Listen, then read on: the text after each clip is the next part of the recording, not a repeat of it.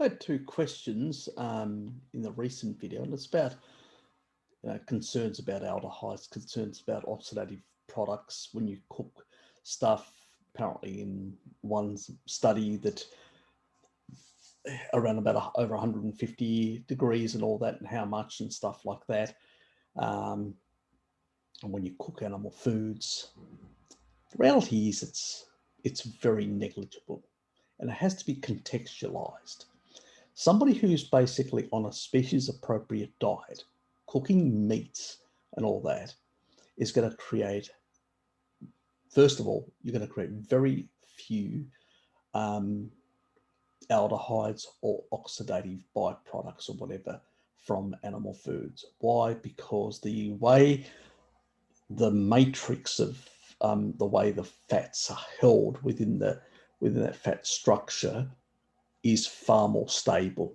Obviously, if you keep it out for multiple hours, that structure, that collagen structure degrades. And when that actually degrades, obviously, it actually opens up the flesh to more oxidation, you know, to the effects of, air getting in there, oxidizing, especially PUFAs, and also increasing rancidity. But obviously, we don't do that. There's a certain protective coating. I mean, in the past, we put ice to keep the temperature down, and then we throw a lot of salt on both sides of the meat, fish and stuff like that, which basically also created like a protective layer against such reactions. But in general, it's not a big issue. Now let's just take a look at some of the information related to this, just so we can sort of cover this point pretty well. Anyway, this study is the one that the person actually brought up about, you know, the amount of heating in high temperature at 150, and the effects. Obviously, the presence of unsaturated fatty acids like linoleic and oleic. So basically, we're talking about PUFA and mono unsaturated. They have significantly increased the amount of the sort of cholesterol oxidized products. Okay, so that's the sort of thing. Obviously, the pH levels are higher or shorter. Man, in terms of time, has an effect as well. But let's just go and look. I mean, their conclusions, that general conclusion, but I'll go to the actual bottom conclusion. I just want to make a point here. Okay, cholesterol oxidation was studied at different heating temperatures and heating times in model systems with controlled pH levels and added unsaturated fatty acids. The results revealed increased cholesterol oxidation at low pH levels and in the presence of either linoleic or oleic acid, which is basically PUFA and MUFA. Oxidation of unsaturated fatty acids was higher from 1 hour of heating, where longer heating times resulted in a decrease in cholesterol oxidation. That's a very important thing. So who would have thought? But it seems that, and that's the funny thing about, when you heat vegetable seed oils and all that, or you leave them open to heat or oxidation or oxygen, they get more rancid. This doesn't happen. You get the reverse in animal foods.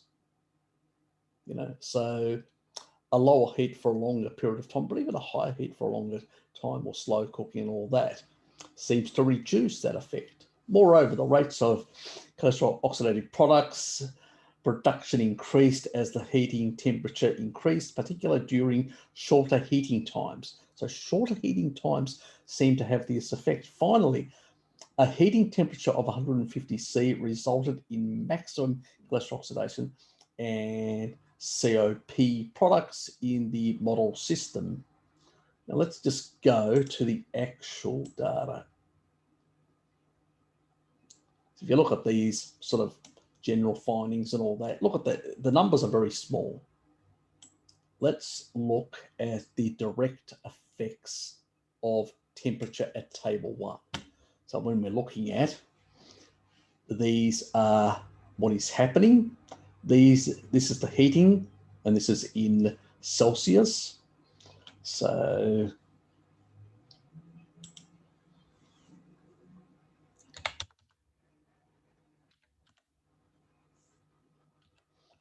just so people know what we're talking about. So 100 Celsius is 212. 150 is 300 Fahrenheit. And 200 is nearly 400 Fahrenheit. Okay. So do that again. About 200, 300, and 400, more or less. So basically in that order.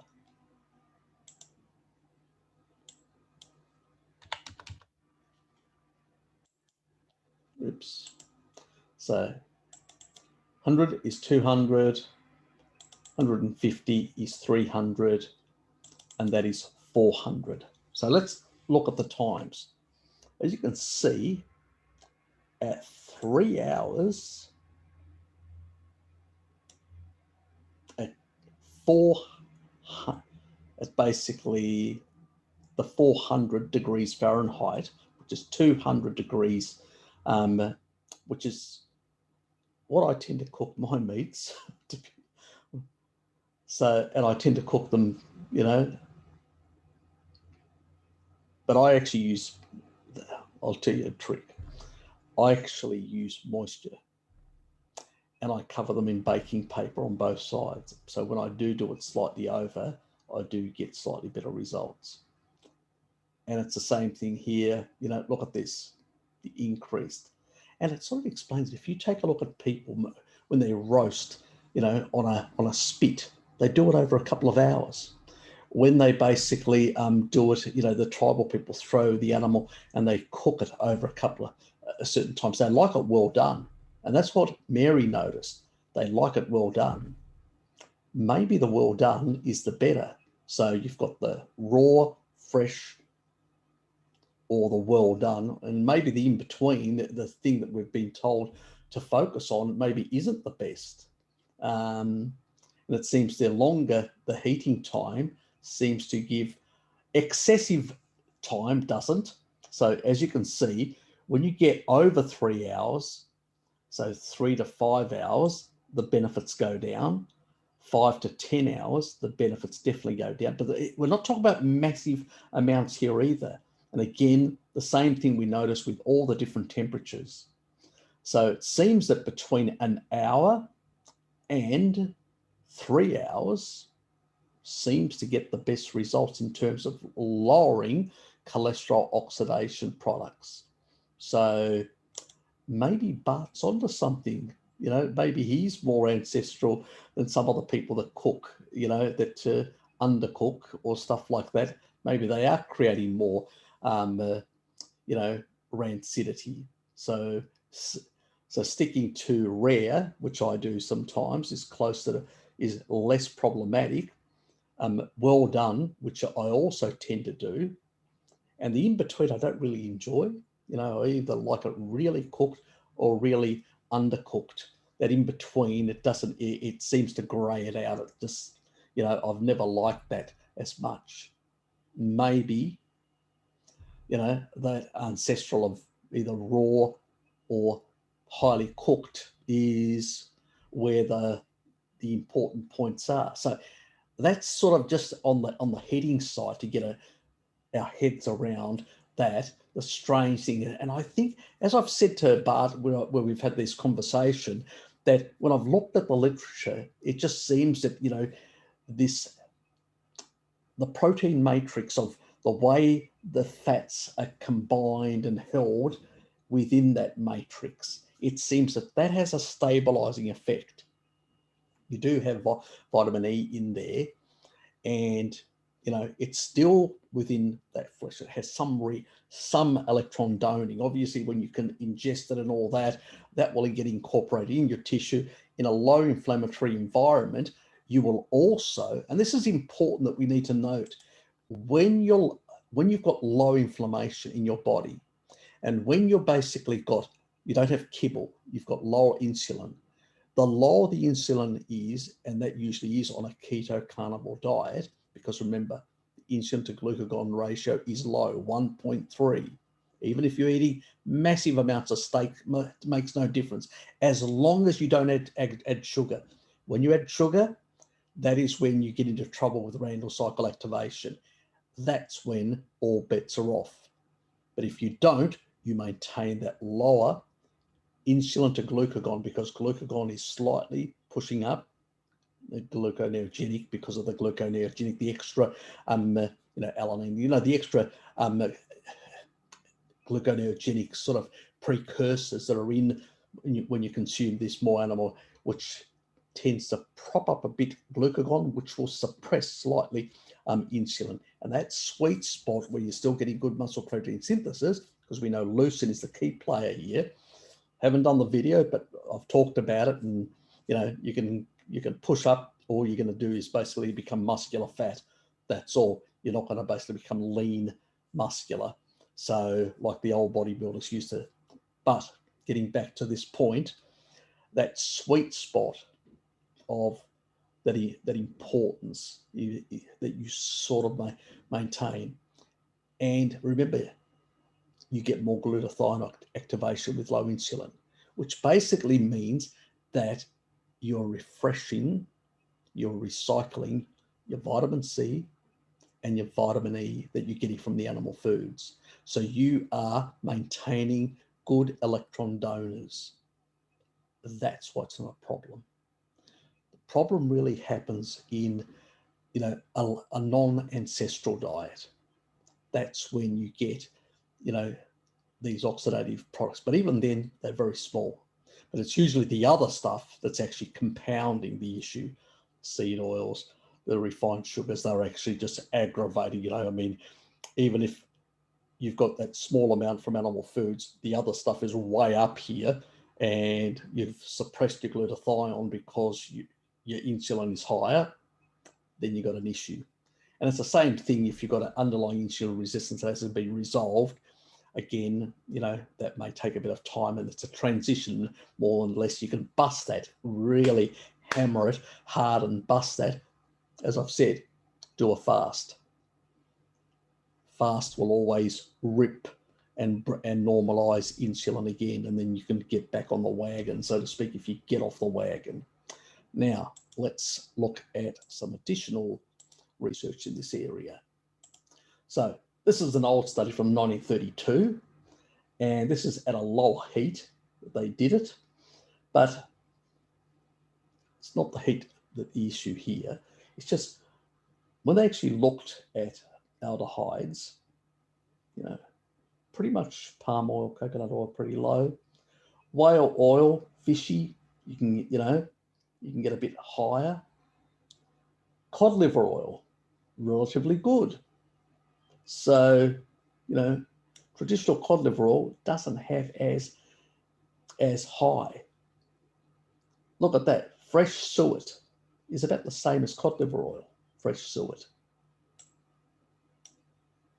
So if you get good quality cod liver oil like Rosita, you're not going to have any major aldehydes or anything like that. These are at low temperatures. That's why we're not, even with the vegetable oils, we're not going to give very high levels of rancidity. We'll go into that shortly on the other stuff. So peanut oil, somewhat rancid, 46.5. Sunbeam oil, 28. Linseed oil, bitter, 2.6. That's fresh. It hasn't been, and that's got less PUFA in it. Cacao butter, fresh, is good because that's highly saturated. That's why it's down to 1 point. It's like the coconut oil. It's very low. And also it's got less calories because of the high saturation. The calories come down to 5.5. It's only seed oils that are 9.1, which is what we base these calorie things. That's why they don't make any sense. But beyond that, there's the reverse electron transport, which basically means, you more efficiently, has even a lower effect because of that reverse electron transport when you're dealing with saturates, the way they deal with. Anyway, that's for another day. Cacao butter, then butter old. See, butter old goes up, but it's still good at 4.7. See, even cacao butter. Olive oil fresh is 14.3. They call that good. Old is rancid at 71. Cottonseed oil fresh, when it becomes old, it becomes rancid, very rancid. Look at the difference between olive oil and that. It's nearly double. Corn oil is probably about 50% extra compared to fresh. So when it's actually first extracted, and this is, remember, we're talking about, this is in the days back in the 1930s of where, they weren't being cooked to the temperatures that they are cooked today, or chemically dealt with. It's far worse now than what they were back then, and they were bad then. Butter oil fresh. Look at butter, how low it is. Unless it's exposed and oxidized and becomes tallowy. And even then, it's not very extreme high. It's still better than fresh olive oil. So even if you expose to air, you leave it out, the butter, and expose it to air, it changes its taste slightly into tallowy, but the actual amount of aldehydes are still much lower than fresh olive oil. That tells you the superiority of animal foods. Suet can really go bad if you leave it out and it goes old, it gets oxidized. It can really go bad, it was quite surprising when I saw this result. So keep your meats in the fridge, animal foods, for best results, and then it will stay, in particular suet. But if you're talking about, the top type stuff is butter. And I pretty much do tend to use more butter, mainly because it's more saturated fat in it, compared to, so, and I like the taste of butter. I'll be honest, I do. I enjoy it. So even I had fish today, and I basically just put a piece of butter on it and just let it melt on it. That was beautiful. Just gives it that beautiful sort of creamy taste. So, so even when I add milk, I add a bit of cream, a tiny bit into my coffee sometimes. I just like the creamy taste of it. So, so basically, but that's me, in regards. This is the De Montfort University, Leicestershire, and they actually looked at, frying with vegetable oils may not be as healthy as many people think, according to research, blah, blah, blah. And they sort of cover this, how bad seed oils are. And this is the study. We'll go through it. I'm not going to go through it extensively. I just want to go to those key points that I want to touch on.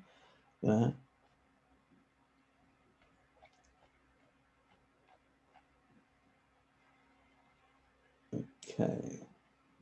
So when we're looking at, so these are basically all the different type of oxidative products.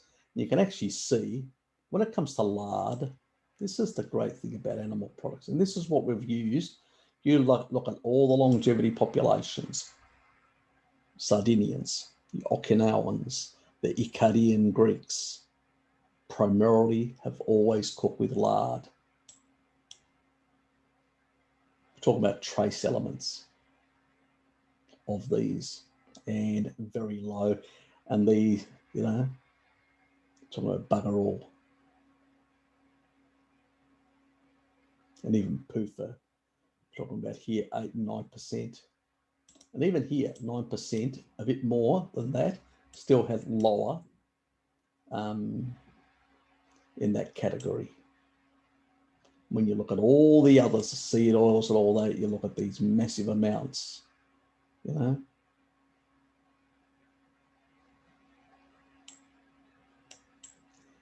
And I suspect this figure here,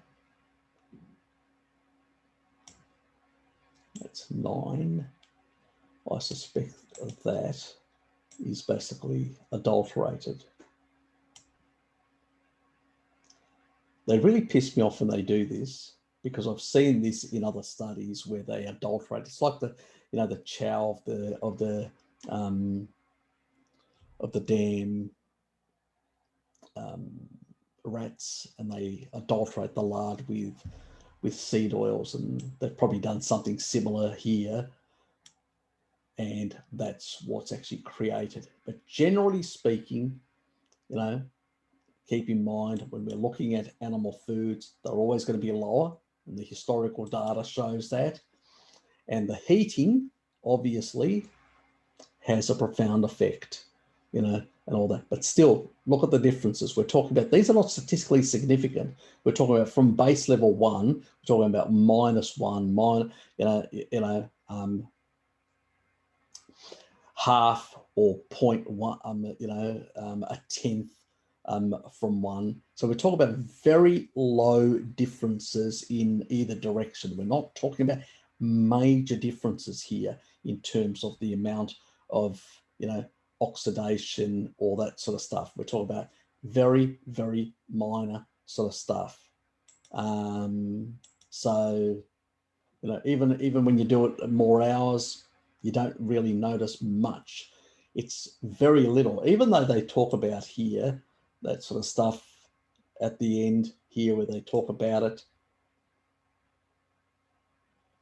you know, and then they talk about the longer the heating time results in a decreased cholesterol oxidation, which is good to know. But the reality is that it's so minor and so insignificant, it's pretty much irrelevant. That's how I view it. I view it as irrelevant. The reality is animal products do not cause very high oxidative products. I've also shown in the past on one of my videos, in one of my live streams, I just can't find the damn study, where I actually showed lard, tallow, butter and all this with aldehydes, and lard was actually lower than butter and slightly than tallow. You know, tallow is slightly better than suet, let's put it that way. And suet is, you know, the sort of around the, you know, that sort of organs, it's sort of, and it's probably because of the viscera type, it's, you know, it probably has different properties in the way it's protected. You know, it's probably got less of that sort of collagen type protein matrix, I'm suspecting, you know. But anyway, that's just a bit of a one throwaway remark. You know, hope you enjoyed it. See yous.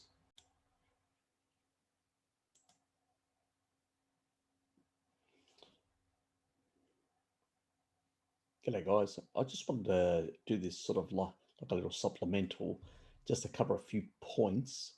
I'll share the screen quickly.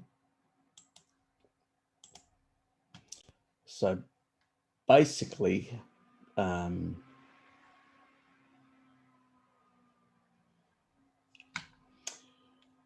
this table that we're looking at, I just want to make a quick point that these weren't significant.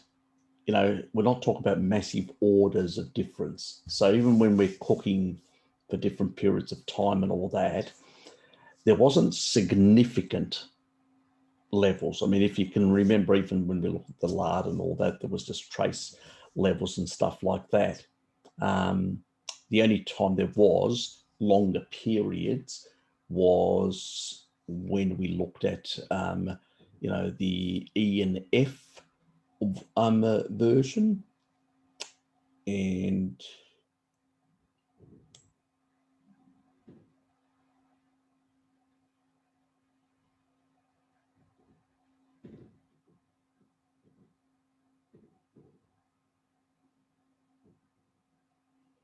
okay, so there was a trace amount.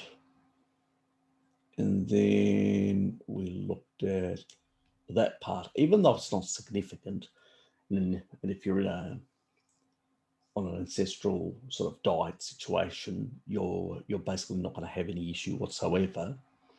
If you look at the supplemental, because I've seen this in other studies where on the supplemental page, like the chow of the dam rats, and they adulterate the lard with seed oils, and they've probably done something similar here, and that's what's actually created. But generally speaking, 1 second. Keep in mind, when we're looking at animal foods, they're always going to be lower, and the historical data shows that. And the heating, obviously, has a profound effect, and all that. But still, look at the differences. We're talking about, these are not statistically significant. We're talking about from base level 1, we're talking about -1, half or 0.1, a tenth from 1. So we're talking about very low differences. So when we look at the supplemental major differences. Study, I'll just stop that for a sec.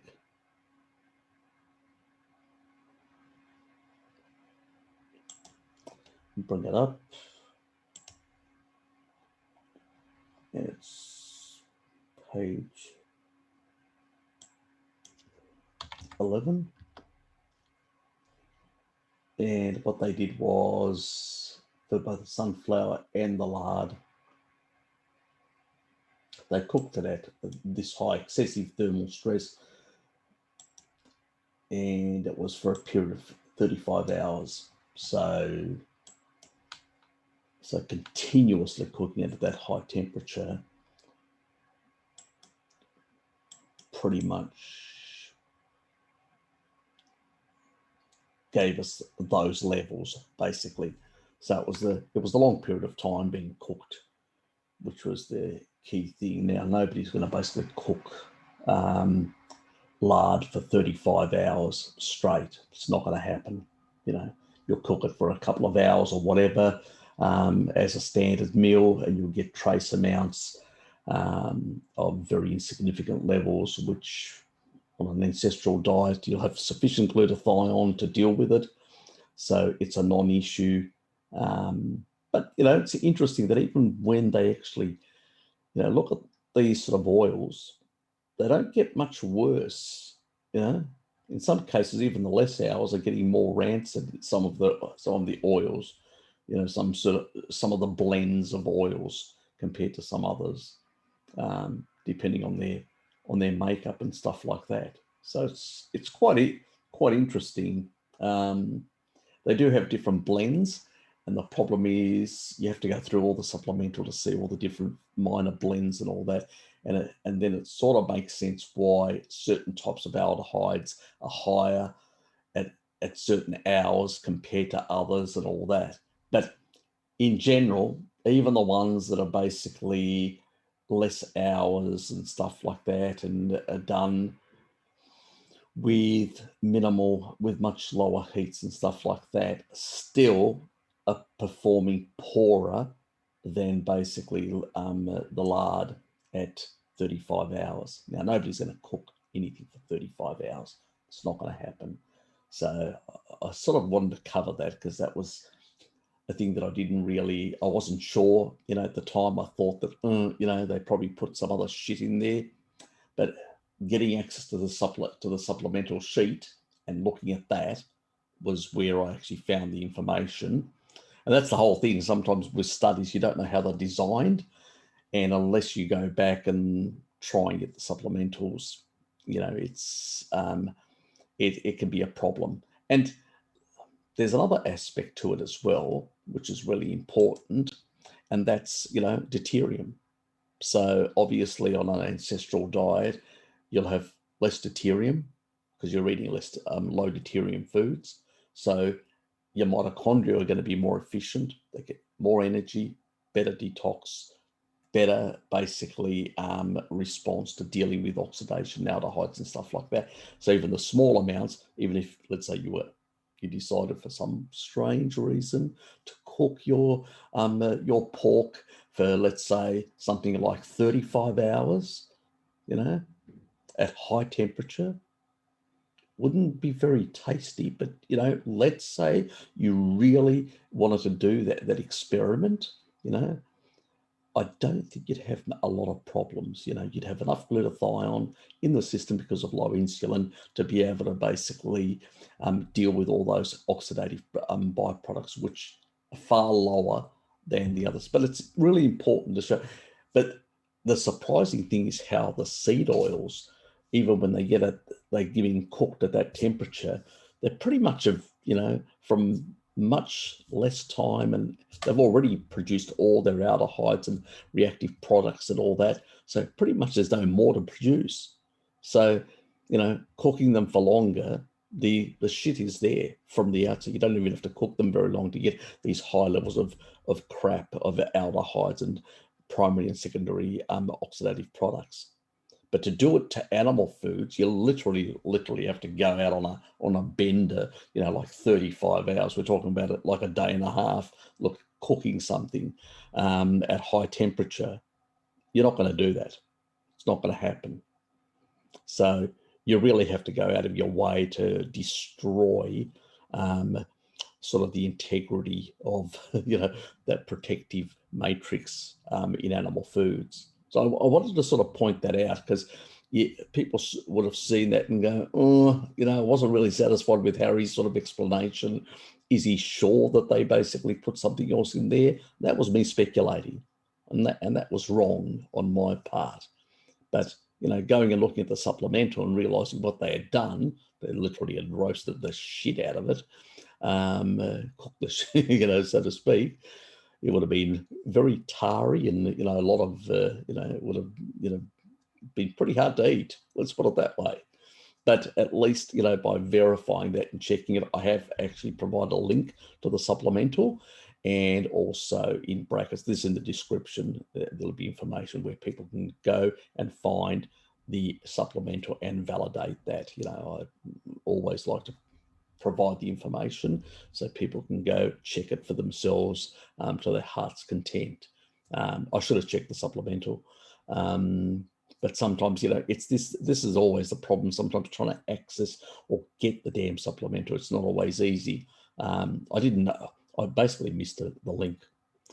Got the study and went through the study, but didn't look that there was a supplemental. Just didn't notice it. So I went back and I said, I just wasn't happy with that sort of, it was irritating, because it was, you can't have these trace elements and then all of a sudden you've got, even though it wasn't as high as the seed oils,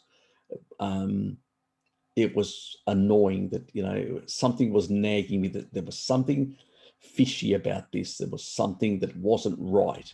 And obviously it was, cooking it for 35 hours, obviously.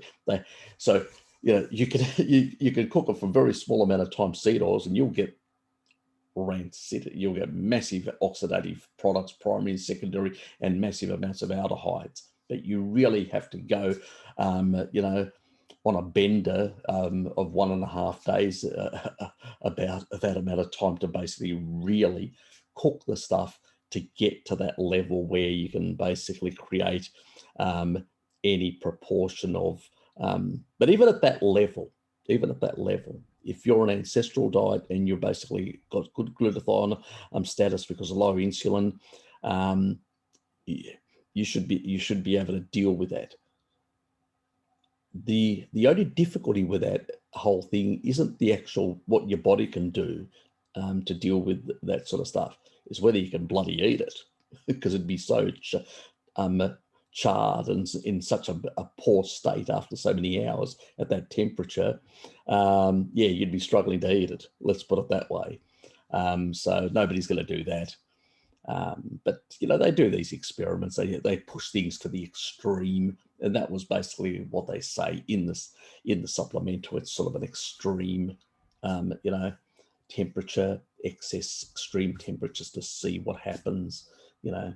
Scientists do all this, and it's many cases you see in a lot of the sort of reductionist science that they do with rat studies. They give them some compound in massive amounts, which physiologically nobody would ever consume or do, and that's really the take-home message. People are not going to do something like that. They're not going to cook their steak for basically their pork chops for 35 hours. It's not going to happen.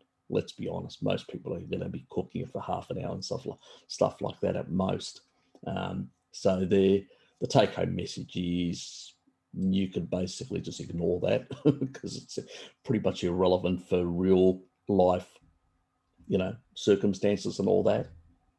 And even the other stuff when it comes to, where their conclusion is, that if you cook it very little or quite a lot, like a couple of, like 3 hours plus or whatever, that supposedly it's less of a problem. There could be other factors other compounding factors as well that could be at play.